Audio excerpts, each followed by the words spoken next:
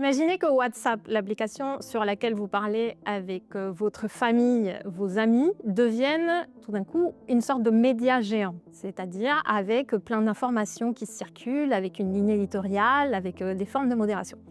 C'est sur ce type de sujet que je travaille et c'est sur ce sujet que porte mon chapitre.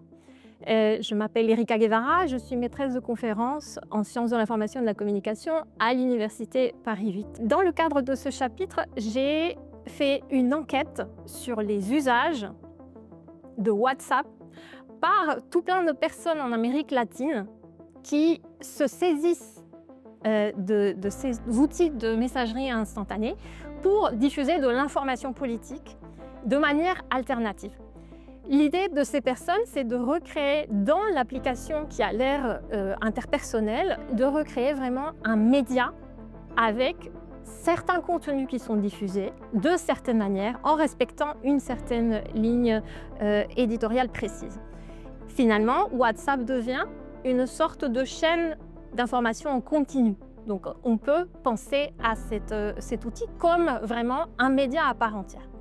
J'ai donc mené cette enquête sur un groupe WhatsApp précis et ça m'a conduit à identifier tout plein d'autres groupes.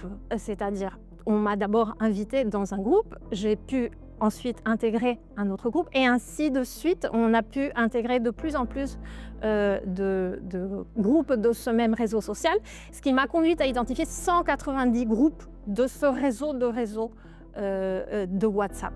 Donc, vous avez sur ce groupe en plus tout plein de personnes qui suivent les différents contenus dans les différents pays. Donc parfois, un même groupe a 3000 followers.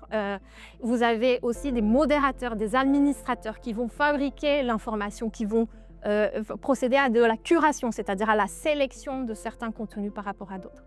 Donc ce qui était très intéressant dans ce travail, c'est que ça permet de montrer comment en Amérique latine, les réseaux, les messageries instantanées, qui sont plutôt pour les échanges entre les personnes, vont être utilisées comme des sources d'informations alternatives et vont permettre de conduire à fabriquer une information politique différente de celle qu'on peut voir dans les médias dominants.